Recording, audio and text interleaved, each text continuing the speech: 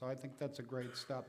All right, everyone on your feet, a big round of applause for the awesome Jeff Watson. Go get him. Thank you, brother. Thank you. All right. If it's all right with you, I'm going to stand over here because this lets me have a little podium for my book. Let's get to the right slide.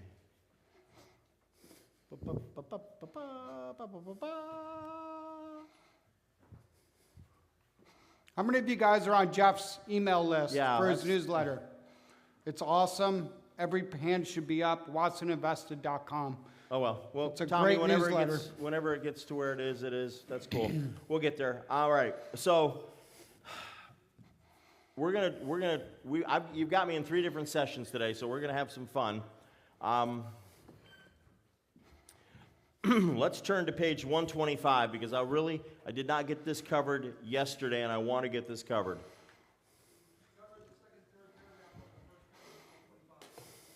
It is the 3rd paragraph. It's the long one, the big one in the middle. Perfecto. Okay. Once again, yes, this presentation is designed to provide accurate and authoritative information with regard to the subject matter being covered. This is education. This is not legal advice. It's provided with the understanding that the presenter is not currently engaged in rendering legal, accounting, or other professional advice, including psychiatric. If legal or other professional assistance is required, the services of a competent professional must be acquired, and not all professionals are competent. Blah, blah, blah, blah, blah. There.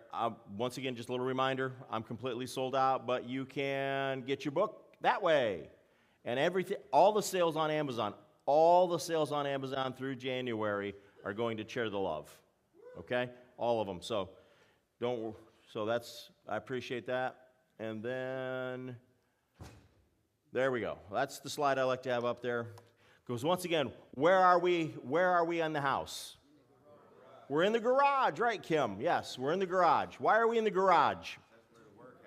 Because that's where the work happens. Okay, that's where things get built or bent or whatever. All right, or broke, yes. So we're talking about over here with payments towards mortgage amortization, interest income, collateral, and security for promise to pay debt. How many of you know what amortization means? Is there anybody that's confused about what that is? Is anybody confused about what amortization is? Okay, so do interest-only loans amortize, yes or no? Okay. Why do so many people like interest-only loans instead? Why?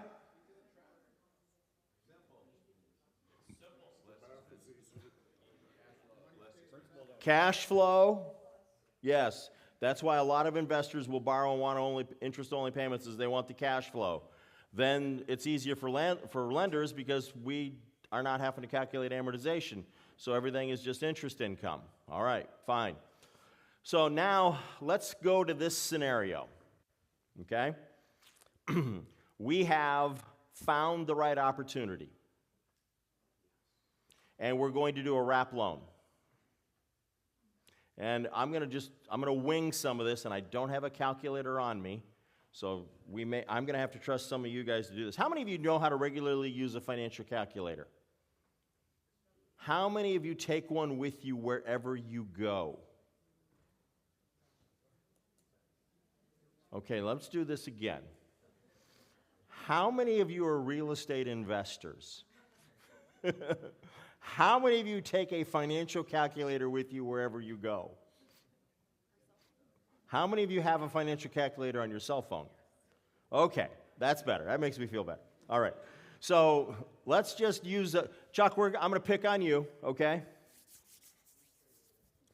Chuck is going to do a $100,000 loan to Fred and Wilma Flintstone. Problem is, Chuck's only got 10 grand. But Chuck has found his friends, Barney and Betty Rubble. They got 90 grand and a certificate of depression, earning a whopping 3%. which is great for them because a couple years ago it was making a whopping 0.03%. Okay? So, but Barney and Betty are excited about the idea of earning 8% on their money instead of 3. That's almost like 3 times as much, so they're really excited about this. And so they're like, okay, so we understand that we're going to make 8% on our money, and we understand that we're going to be in a first lien position. So if something goes wrong, we get all of our money back before Chuck gets any of his money back. And Chuck's lending at 3 points and 12%. So $100,000 at 3 points and 12%, amortized over 20 years. We're not rolling the points into the loan. How much is that payment? $100,000 at 12% over 20 years. What's that payment? $110109. Okay. $110109. Okay.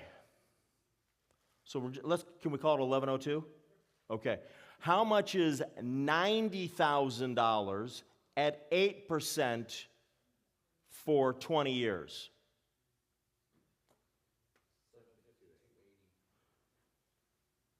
$752.80. Can we call it $753? So let's take the 753 and subtract it from the 1102. How much is that? Can we call that 350 for just being lazy math? Will you let me do that, Dr. Rhodes?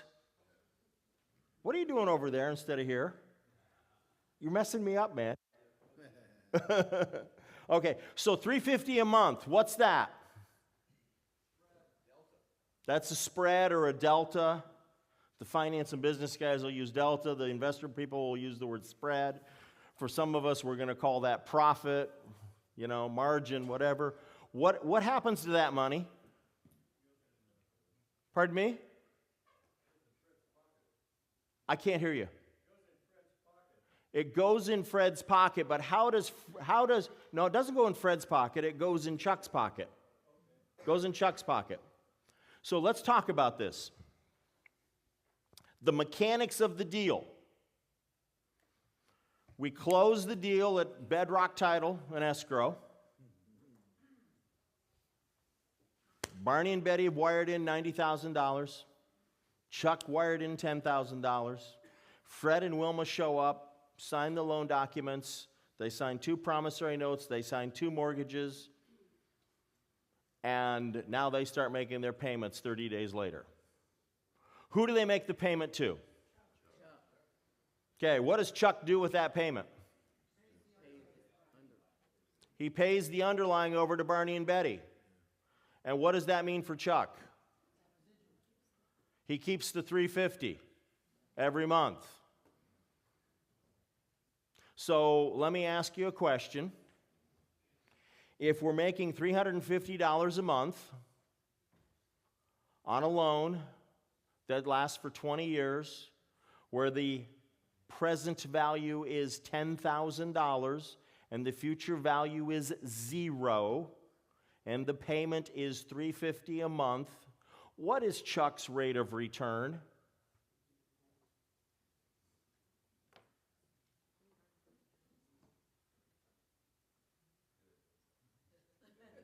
I don't want to hear good enough. We've got 20 years, so we got $240 in the first box. We're solving for the second box. Pardon me? 42? Does anybody else agree with that? 41.99, 42. Does 42% rate of return on your money bother anybody? Does that get anybody excited, or is your wood really, really wet and the campfire is only going to smoke and not burn?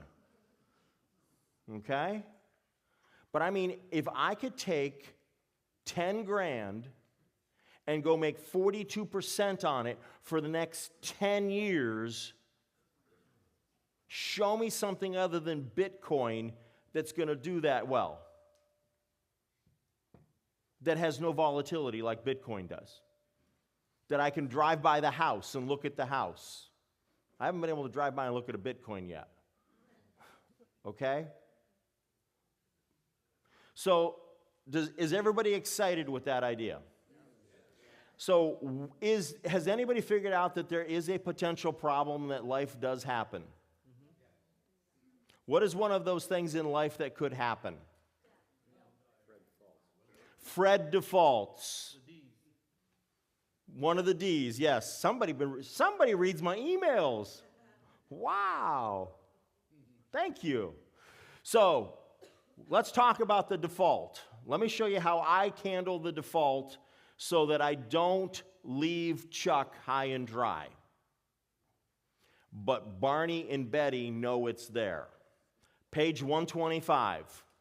Can you believe all of that was a deliberate, on-purpose introduction to page 125, the third paragraph, which is a big, long paragraph? Bill, are you impressed with that? That was a nice, long, steady drum roll, wasn't it? All right, so here we go. Let's take a look at this, okay? We're looking at page 125. We see the paragraph in the middle. We've got 4 blank lines in there. The last two blank lines are mortgage in blank county blank. Everybody got that? Let's talk about this one. Here's where it starts. The indebtedness reflected in this mortgage includes the indebtedness in said mortgage. Huh?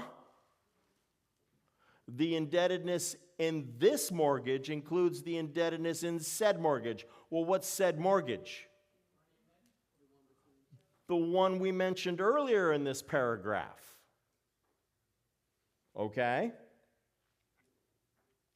Therefore, the grantee herein, by acceptance of this mortgage, who's the grantee? Chuck, that's correct, Kim. By acceptance of this mortgage, does specifically agree to pay any payments due pursuant to said prior and senior mortgage according to the terms of said prior and senior mortgage and the note secured thereby. Are we ready? With me? So long as this mortgage and the accompanying note is not in default. So if Fred and Wilma stop paying, this way this is written means if there is no money coming in, Chuck does not have to keep making the payments to Barney and Betty. Instead, Chuck has to call up Barney and Betty and go, "Ruh-roh, I'm going to use an Astro line out of Jetsons in a Flintstone commercial, okay? So give me a break." We're going to have to, okay, so Chuck's going to have to call up Fred and Wilma Flintstone and go, he's going to have to call up Fred and Wilma and go, "What's going on? What's happening? Do we got to send Bam Bam over to collect? You know, what's happening here?" And then he's got to report back to Barney and Betty. And he's going to say, "Hey, the one thing that we talked about that could go wrong is going wrong. And here's what I'm doing about it." Now, I'm going to tell you, I can remember exactly where I was when I had to have that conversation with one of my lenders. And his response back to me was, "Thank you for letting me know what's going on. I agree with the plan that you have in place, and we'll watch it for the next 60 days and see what happens." Now, what the plan in place was, hey, this dude hasn't paid for 7 months because his tenants haven't paid for 7 months because of this thing called COVID and this nonsense over a mortgage, rent moratorium. Okay, so we understand that. This isn't an isolated thing. So we just worked our way through the situation. But what would happen if Chuck just didn't say anything? Would that be responsible? Now, does this mean that Chuck doesn't have to keep making that payment? Oh, he could if he wanted to. He just doesn't. This says he doesn't have to if he doesn't want to. Now, he may choose to, Okay? How many of you are absolute, complete, total math nerds?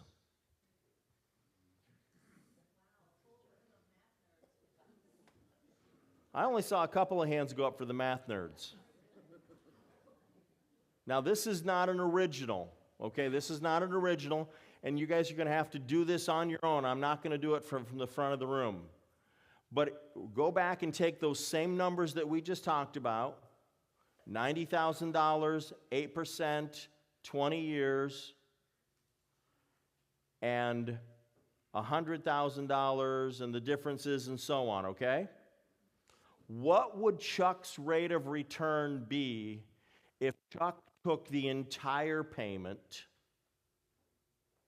and paid it all to Barney and Betty and didn't keep the $350 to him? In fact, so he paid an extra $350 towards the principal owed to Barney and Betty, and he let his portion of the wrap grow. It was not in default, but he let his portion of the wrap grow. If you're a math nerd, math that out someday and see how big your smile is. Just telling you about different ways of playing the numbers, okay? Now, most of us are going to be like, well, Jeff, if I had stacks and stacks of money, I'd do that. I'm like, cool, that's fine. Some of you do have a few stacks. You could play that game. Some of you, it's something to aspire to. So what I'm giving you now are 3 levels. Here's the basic rudimentary level. I need the cash flow as much as you need the cash flow. If something goes wrong, I'm going to work on it. And I'm going to talk more about how we work on it in a little bit. That's the basic level everybody can be at. The next level is something went wrong, but I'm still going to make sure that you're okay, Barney and Betty. I'm going to keep paying you even though I don't have anything coming in. If your pockets are deep enough and you've got the cash flow to do it, fine, God bless, go do it. The way I write these docs, you don't have to. And then the third one is, hey, Fred and Wilma are paying, but Barney and Betty, I want you guys to get your money back faster. Because maybe the faster you get your money back, the more likely you are to do something more with me. Because I don't know how many of you have ever done a deal with somebody where they tested you out with just $50,000 or $100,000. And then a year or so later, you find out that they got another $500 they want you to get to work. Tom, that's a great day, isn't it? Lauren, that's a fun day, huh? Yeah. Yeah. And that's because, well, if you were good in the little things, maybe you're going to be really good with the big things too. Okay. Does anybody have questions about what I've just covered there?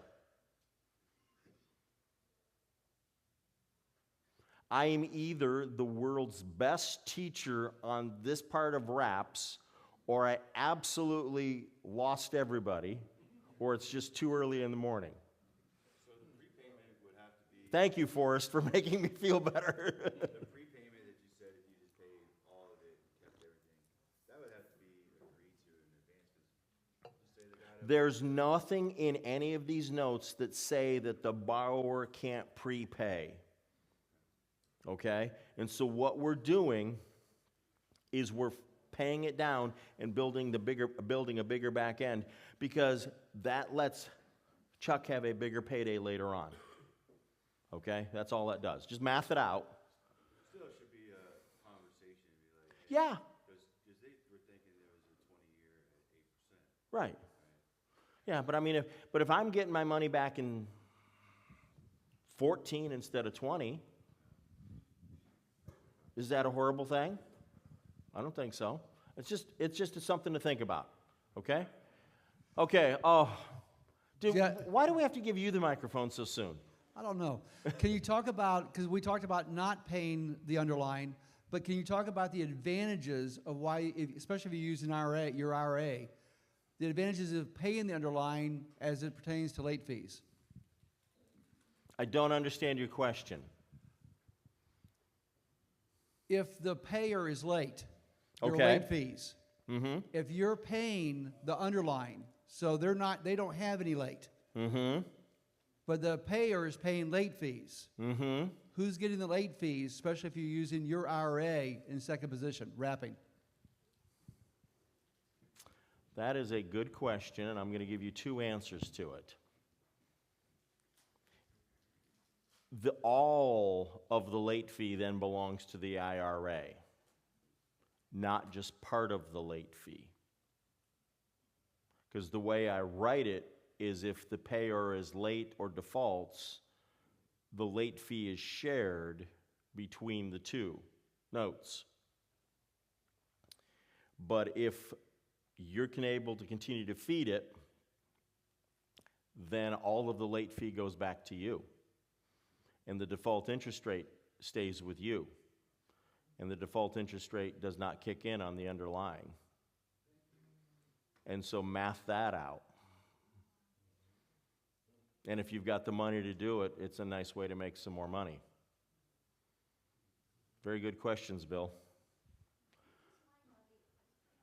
He is. He is. I am finally beginning to figure out why you keep him around.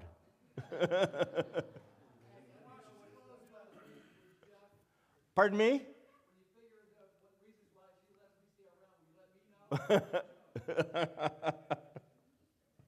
All right. Questions on this so far? Randy? Yeah, so that's what Bill was just talking about. That's under the condition that it's prepaid. Is that correct? No, it's under the condition that the payor, Fred and Wilma Flintstone, are not paying, but Chuck is continuing to pay Barney and Betty. So Barney and Betty's note continues to amortize as written, and so all of the default interest rate and all of the late fee belongs to Chuck's $10,000 wrap note. And that's in the doc. You can do it that way, yes. Is it in one of these docs? It's in the way I draft them, yes. Okay. Is Yes. one of these docs in this document? Yes, it's in there. Okay, it's in there. Prego, it's in there. Or is it ragu? I can't remember. It's in there, yes. Yes, Christy. Default rate, when they're in default, they're at this higher rate. Yes, When they get caught up again, does it revert back to normal? yes. So let me do the questions for everybody else. You have a borrower that has not made their payments as agreed. They're late. And then they start making payments again. And what I did for the one fellow is I flat out told him, you missed 7 consecutive payments. You're at the default interest rate until I get 5 on-time payments. After 5 on-time payments, your default interest rate goes back to your stated amount interest rate. And so I don't remember if that was 18 down to 20, 18 down to 12, or what it was, but it was something like that. Yes, sir? That language is in the original note. Yes. Yeah. Natalie? Yes, we end up extending the note by the missed payments, yes. Because on this particular deal, the dude never came up with all 7 payments he completely missed. So why did you only go 5 instead of the 7? Because did he give you a lump sum for the 2 that he was missing to put the 5 on the back end? He never made any of the 7. He just started making payments again, and I told him, okay. So I've rolled all of the unpaid interest into the principal balance at the default interest rate. And now, and we're going to keep you at the default interest rate until you now make 5 on-time payments. And then, with this now much higher loan balance, which now exceeds the original loan balance, we're now going to take you from the default rate down to the stated rate. Okay? Money on interest. Pardon me? I said, so you're making money on the interest, I'm- on the default interest. Yes, I'm making for money on the interest. I'm earning interest on the interest. I'm earning high interest on the interest. For Yes. the remaining term of the loan. Yes. Please do not call me Snively Whiplash. I know. I'm using cartoons that really date me, don't I? Does anybody know Snively Whiplash character? Whew, boy, I feel better. I feel better. I was like, I can't be the only one. Okay, Jonathan, yes, are you going to ask me a question about what we've covered, or are you already reading ahead again like you were yesterday? No telepathy there. So you just gave us the 3 scenarios. First of all, let me just confirm, both are amortizing, am I right? Yes, okay, in this case, good. Take your third scenario where you're paying something off early, right? Now, if you waited, let's say it's a 10-year note, so you waited till the 5th year to start paying that thing down. Would that affect things differently than if you started doing it in the beginning? Because in the end, it's got more principal. Yes, it'll change because every amortization schedule is different based upon when you start putting extra principal to it. Okay, and so you get me to a point that I really want to stress. I touched on it yesterday with self-directed. How many of you have a self-directed account? How many of you want to have a self-directed account? Okay. Do you understand who the self is in the self-directed? Who is it? Kim, it's you and yours, yes. Jonathan, it's you and yours, yes. And part of that is learn how to run amortization tables. And when the payments come in, update your amortization so that you know Jack Gold paid on December 3rd. And so, well, I could pull out my phone and look. I think he actually paid on January 5th for the first time, whatever. So Jack Gold paid me on a loan on January 5th. So then we will reopen the amortization table for that loan, and we'll type in, here's how much he paid on this date, hit the button, and it says, okay, this much went to interest, this much went to principal, the loan balance remaining as now is this. Okay? Every month we do that when the payment shows up. We run that on every one of them so that we know where we are on every one of these notes. And then I also run it on the note I've wrapped so that I can track the delta or the spread between the two.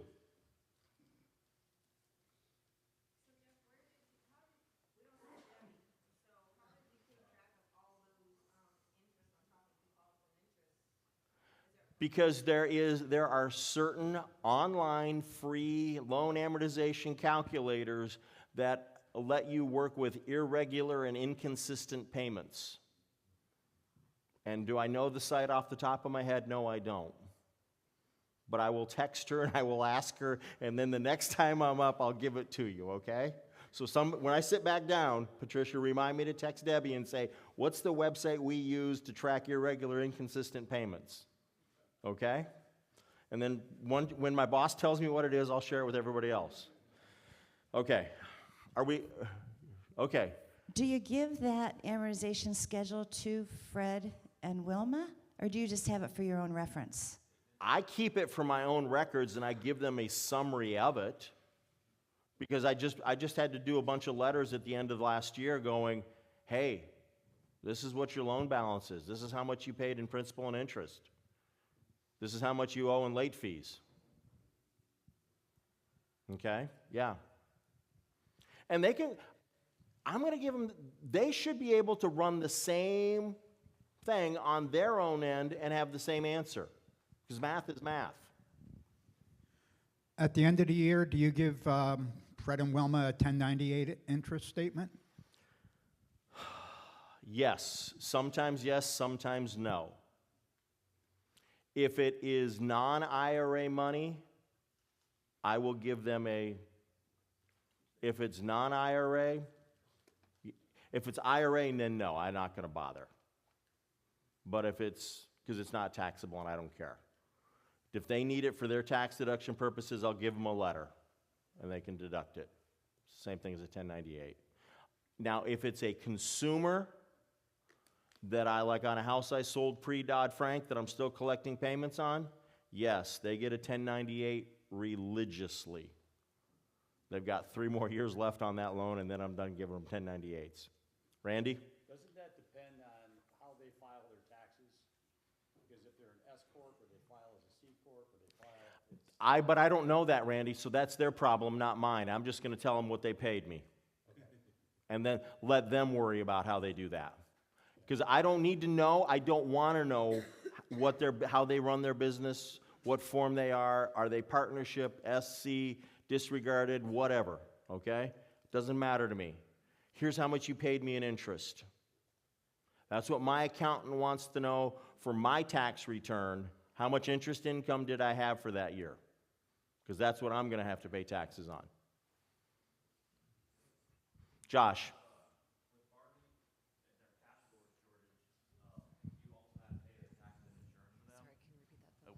With their cash flow shortage, if you also had to pay their taxes and insurance for them, to keep things whole and moving, would you treat that the same way and add it to the principal and apply the default interest rate? The way the typical security instrument is written, expenses advanced to protect the lender's interest don't get added to the balance to which you apply interest. They are added like late fees. Okay? So I can have unpaid principal, accrued interest added to it, late fees, a separate category that does not get added, where I don't charge interest to it. Expenses advanced, insurance or taxes, I don't add that either, but I keep track of it. I don't charge them interest on it. Now, do I charge them something else, a convenience or a processing? Yes. Yeah. Now, I've not ever had to pay anybody's taxes or insurance. I've had to tell them, you go to the county offices at such and such street, and you walk in there and you go to the department on the second floor and you ask for so-and-so and you say, I need to work out a payment plan. And if you don't send me a copy of it by Friday, we will begin to foreclose. And guess what showed up on Friday? A copy of a payment plan. All right, Jeff, we have an online question. Can we take that one really quick? Sure. Okay. First of all, I want to say welcome to everybody live streaming on Zoom. No, we haven't talked too much about them, but we really appreciate it. And this one came from Tanya Collins, who is going to be here, but she got snowed in St. Louis and didn't make the trip. So Tanya, we're thinking of you. Give a clap for Tanya. There we go. Live stream, a little love. This is something new for Dealmaker, is live stream. We're going to do it again in March. But here's the question, Jeff, and it's a wrap question. And if you've got to foreclose on a wrap loan, who pays the foreclosure expenses? Which lender? Because you got two lenders in there. So first of all, what is the right thing to do? And then what do the docs actually call for? So. Good question, Tanya. That's a very good question.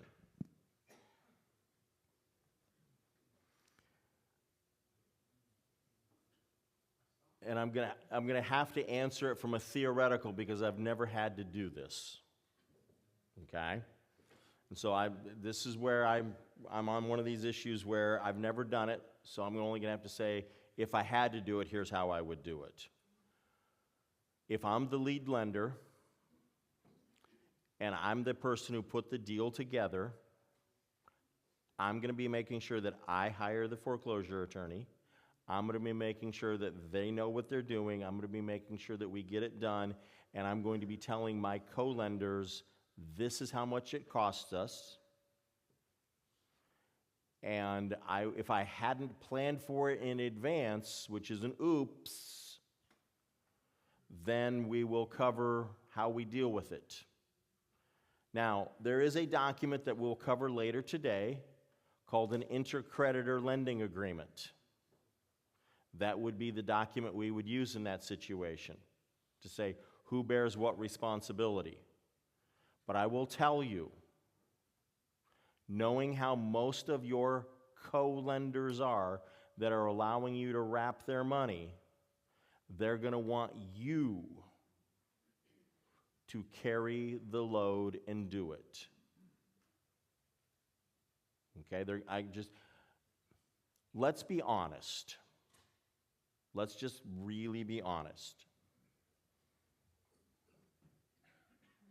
Y'all are lazy.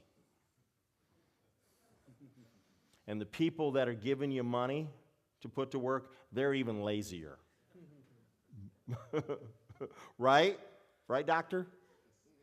I mean, if we really wanted to work hard, we wouldn't be lending. We'd be out doing beat our head against the wall doing rehabs. Okay? But we figured out a way to work smarter, not harder, by being a lender. So we're a little lazy. Okay? So some of you thought I insulted you. Now I'm giving you a compliment. Okay? So now you're like, was that a backhanded compliment or what was that? That's fine. But the people that are letting you take their money and you're wrapping it, they're trusting you, so be prepared to take care of it for them. Be prepared to take care of it for them.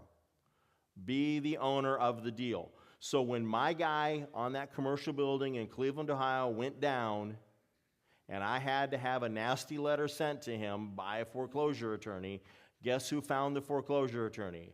Guess who called the foreclosure attorney?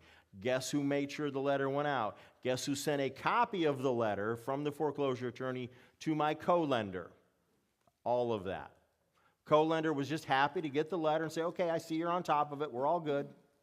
We're happy. Okay? So that's how that goes. Ask Tanya if I answered her question well enough.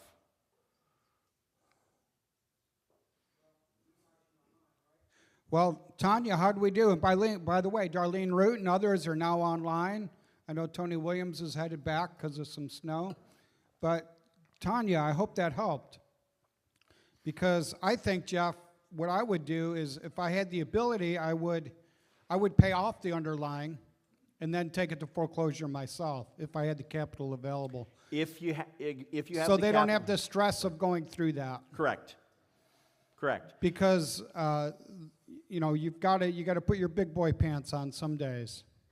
So there, and now let's talk about that, Jim, because that is a good thing to do, but I don't want you to do what I hear some other people talk about doing. What is that? Discount the payoff. Hey, Barney and Betty, why would you want to do that? You put $90,000 into the deal, and Fred and Wilma paid for 18 months. And so your loan balance is now down to like $85,000, and now they've not made a payment. Would you just let me buy you all out at $75,000? I wouldn't do that to them. I'd go like, here's your loan balance. Yeah. That way, keep it handy for the next time we find one that's going to be a better deal. Or it's, hey, listen, instead of me paying you off, let me just keep making the payments to you while I move forward with the foreclosure. That takes less money, Jim. There you go. And you're not discounting them and you're not hurting them. Okay. Okay? So there's some ways around that. Tanya, I hope that helped you. Yeah, there should be a lot. There's more than She one said way thank you online, Jeff, so I Perfect. think we're good on that one. Okay. And keep Now- asking questions on the live stream, guys. We'll get them. Okay, so now let's jump over to page 145. Now, how much time do I have in this particular session? Really? Still another 20 minutes. Awesome. Okay. I don't know if I'm going to get through everything or not in these today, but we're going to try. Okay. But this is stuff you all need to know. Page 145 is a deed of trust. Is it a wrap deed of trust or is it not? I heard some no's and I heard some yeses. Why don't we take a look at paragraph E? On page 145, paragraph E. Does that language in paragraph E look a lot similar to the mortgage we were just covering? So, big question. What's the difference between a mortgage and a deed of trust?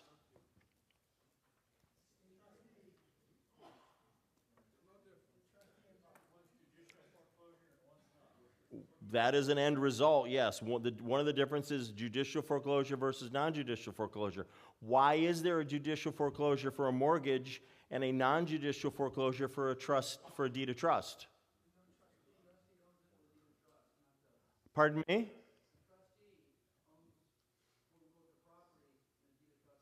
So what you're telling me that in a deed of trust state, when I buy a house and borrow money to buy it, and then I sign a deed of trust to secure that loan, I literally am giving back the house I just bought, and only reserving the right to live in it for as long as I keep making the payments on time?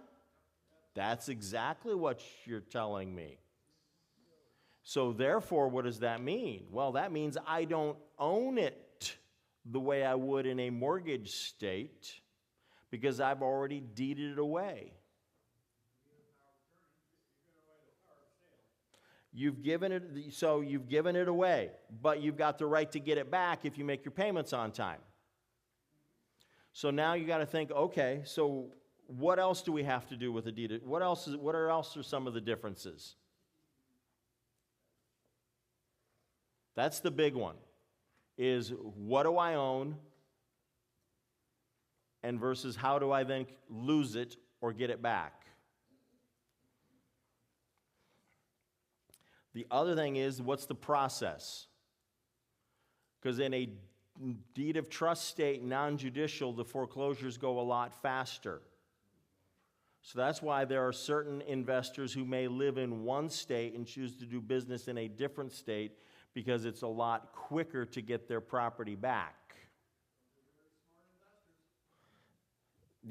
They have that reputation, Bill. They have that reputation, yes. Yes. So that's something to be thinking about. Where you want to do these things. You want to think about what are the consequences of not doing it. I'm going to tell you right now, if you ask me to lend money to, there are certain things that are just, my answer is a no. Doesn't matter how good the deal is. Am I going to lend money in Crook County, Illinois? No way. But did I say Crook or Cook? Same difference. Same difference. Am I going to lend money there? No. Am I going to ever lend on a church? No. Just blanket no. Just not going to do it. So you've got to, this goes back to what Jeff Shahusky was talking about, you've got to figure out what your hard and fast rules are. What are your absolute bright line, no way, no how? Okay? Bill, did you have something else you wanted to add? Yeah, I've always been confused by this. Some states use both deeds of trust and mortgages. How in the hell does that happen?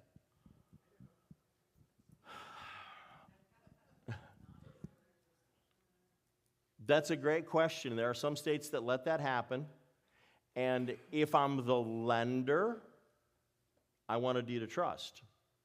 If I'm the borrower, I only want to give a mortgage.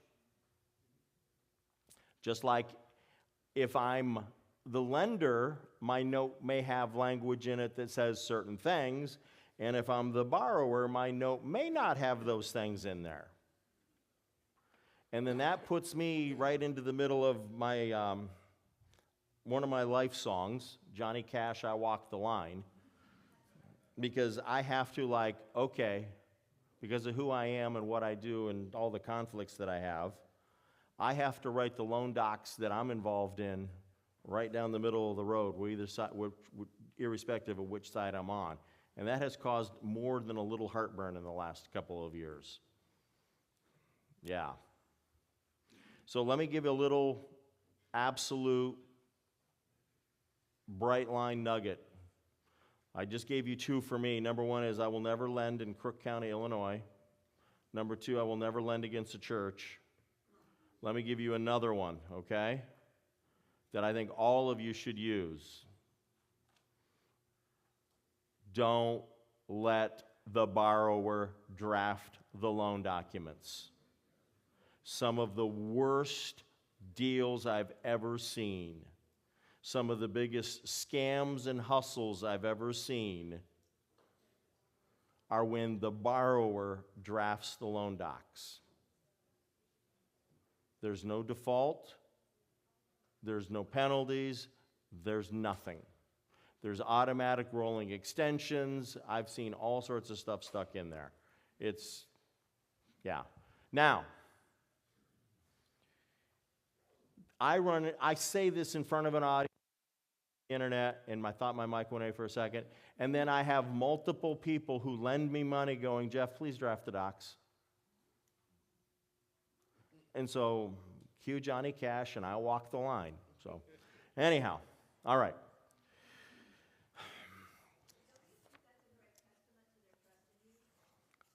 Don't you think that keeps me awake at night with a lot of heartburn? All right, so let's turn to page 157.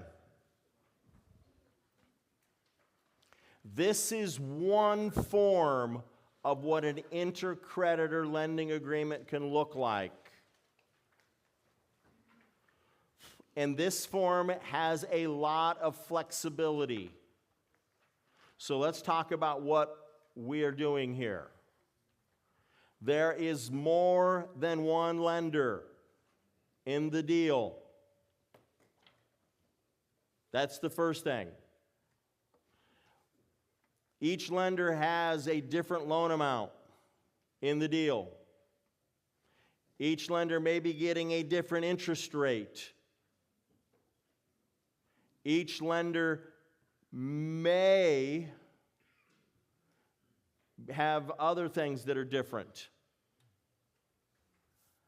But here's the one thing that will drive you absolutely bonkers. I'm going to give you two things here, and I might step on some toes, and I really don't care. Okay? If you're the lead lender, you drive the bus. Do not let one of the co-lenders think that they have anything to do getting near the steering wheel or the seat of the driver's seat of the bus. If that's the way they are, you stop the bus, you open the door, and you let them get off the bus. We're not doing the deal with you. I'm putting this deal together. I'm doing the due diligence. I'm doing the vetting. You have a choice. You're in or you're out. And if you're in the back seat back here. Okay? And I'm going to give you the second one. Don't do different terms. Everybody's in for the same duration. Okay? Those are some of the fundamental things. The rest of this document can be drafted and adjusted according to all sorts of different permutations. I use this document the most often when I stack my eggs. Yes, Chuck. I will take a fried egg, which is a wonderful illustration of a wrap loan, and I will sometimes wrap a wrap. I don't know if you care if you want to call it a double yolk or if you're putting one fried egg on top of another fried egg, but I will use these documents when I'm doing that.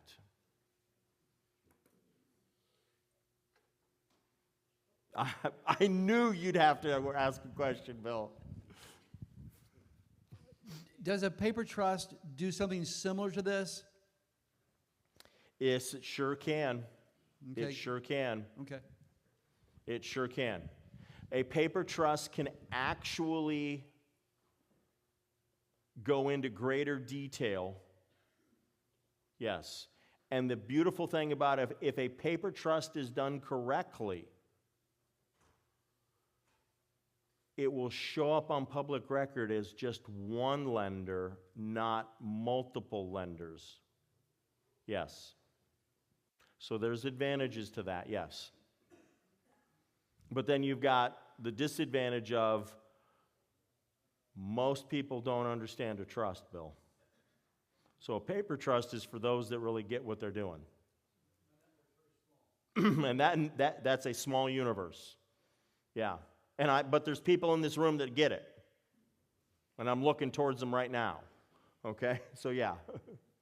All right.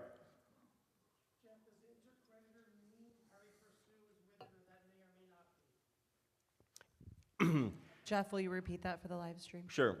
So the term intercreditor by and of itself does not mean pari passu.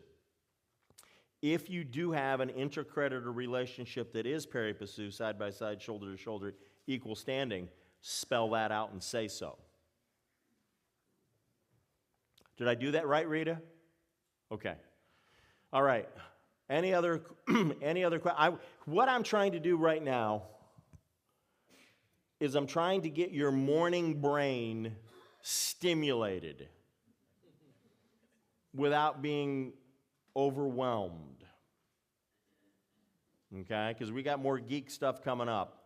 I'm trying to get you to think, okay, so there's more than one way we can do this.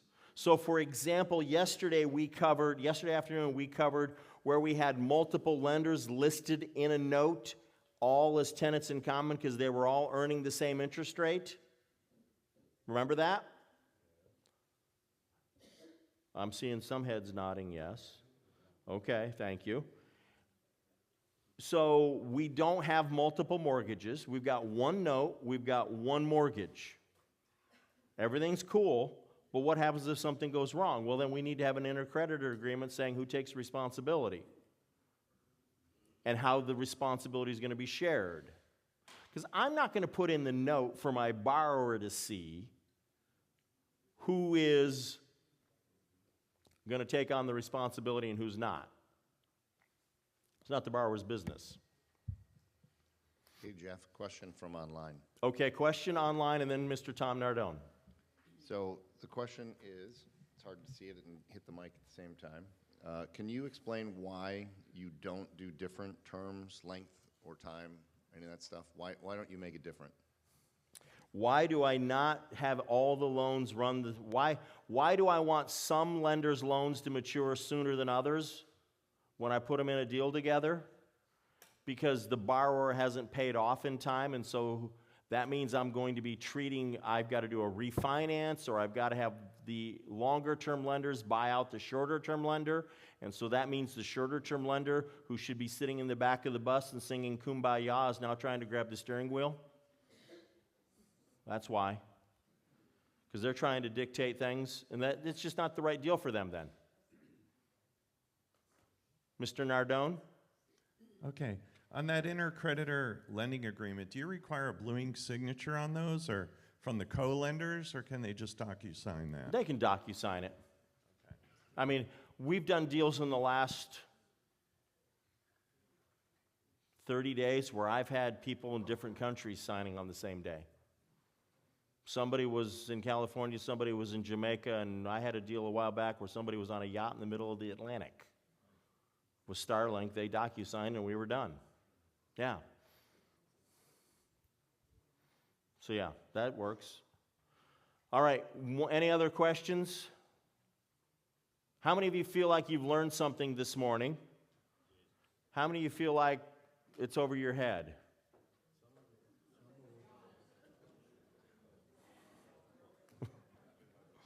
Okay, I'm sorry about it. I'm trying to just deliver as much as I can. But yeah, I'm sorry, I don't remember your name. Cindy. Yes, Cindy. Is there any SEC concerns that we need to be aware of? I'm thinking that as long as we stay just with loans, not with equity, we're clear. But I'd like your thoughts on that. Okay, that is it. I'm really appreciate that. Okay, I thought you were saying wrap it up. So Cindy's question was, Jeff, do we have any worries with the SEC regarding securities with what you're showing here about bringing in more than one person in the deal, about having co-lenders, etc. So let's break it down and ask this question. What are we lending money on? What is securing the loan? Cindy, I'm asking the question. A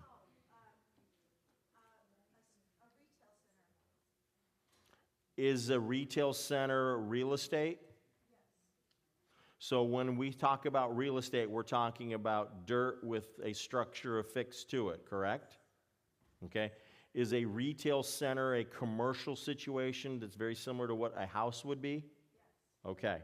So as long as each lender can clearly identify, I own X percent of the note and the mortgage on this retail center or this house or this apartment complex, and they are listed on public record as having X interest in the note and mortgage, it's not a security.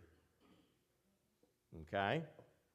We're going to talk about something this afternoon that is a whole lot closer to becoming a security.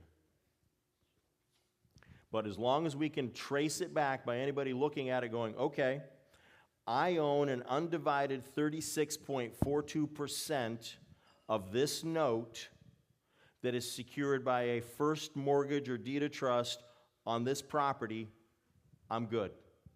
Okay? Great question. Jeff? Yes. You got the mic, yes. Hey, good morning.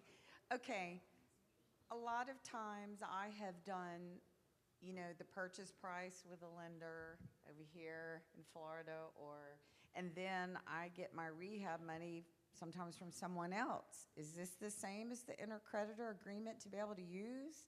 I mean, that's where I'm a little confused. No, because if you're going to get your money for the purchase on one and rehab money from somebody else, you're probably going to be in a first and second position. Right, and Yeah. Nobody The intercreditors for people who are in the same, they're in the same lien position. right. Yeah. I mean, But they may be in the same lien position, but one of them may be making a higher interest rate because they've done more of the work. Right, okay. Okay? I've been very spoiled. Well, I would encourage you to try to get everything you need for the purchase from one person. Even as a lender, I would prefer somebody to borrow everything from me instead of apart from me and somebody else for the Yes. rest. So you may need to find some new private lenders. By the way, there's a lot of them here. Yep. And that's why I'm here. I've used a lot of cousins, family members. I mean, I've been very blessed and very spoiled and done a lot in my past. However, now people are getting older or have gotten married, and they're like, no, we don't want to, we're going to put that money in the bank a little bit and travel. But so this is exciting for me, and I've enjoyed this so much. I just want to say thank you. You're very Yes, welcome. That was a good question. We had one more question up here. Yep, and we Hang got on, I'm Randy, coming. and then I think we'll be at end of my time slot. Yeah, I think you're right on time. Yeah, Rita's telling me this is it. So Yeah, yes. we're in good shape. We're in good shape. Don't worry. Short question, quick answer. Yesterday, you said wrap 2 mortgages. You just said 7 minutes ago, 1 mortgage, 1 note. So I don't understand your question. the question is it 2 mortgages for a wrap, or is it 1 mortgage? It can be, if I'm wrapping, I'm going to have 2 mortgages. If it's intercreditor, I may have 2 people on the same mortgage and the same note. Got it. All right, thanks. Yeah. Okay? So for example, I did an intercreditor deal a while back, literally, Jim and Lauren. They were Right. both earning the same interest rate. They had different loan amounts in there. It made no sense to do 2 notes and 2 mortgages, or 2 notes and 2 deeds of trust. So instead, I put them both on as co-lenders in 1 note and in 1 security And it instrument. saves closing costs for the borrower that way. Because they were the same interest rate, and because they Yeah. were the same term. Now, did one of them get the points? Yes. So that was pretty easy Thank to do. you, Lauren. Yeah. So, but if instead, the next time around, Jim's making 3 points and 12%, and Lauren's only making 10%, then I'm gonna Would be do a 2 wrap. notes, 2 mortgages. I'm gonna do a wrap. Okay? So- I want to end with one short discussion if we can. Sure. Somebody starts to go into default, what do? It's easy to come at them with fire and brimstone So- and start foreclosure, but what about the process of having a conversation if they're willing to have it? And instead of foreclosing, you end up with maybe a deed in lieu or something else as an alternative. So I had this conversation last month with a very sophisticated investor private lender. And her response was this: if they answer the phone when I call, and they talk and they tell me what they're doing, and then they do it, we're good. Short leash. Short leash. But if they stop taking my phone calls, or they don't do what they say they're going to do, and sometimes it's just an update, Right. then Start the foreclosure. we must start moving You know, forward. it's just But- like us as landlords. How many of you guys are also landlords? If you have a tenant that begins paying late, you can have the conversation, But you can also send the pay or quit, because that starts the clock. Do you guys all do that as landlords? How many of you guys do that? So- Well, if you got a tenant that's paying late, you can have the conversation, but you can still begin the first step, which is a pay or quit. I think it's similar, actually. It's very similar. With the lending. But it's you can like- have a conversation, but you could also, if you wanted to, start the clock, because it is a long process, So especially in New York. I've seen situations where my tenants will come to me the middle of the month and say, Jeff, I got laid off. Yeah. I'm going to be late with next month's rent. Great.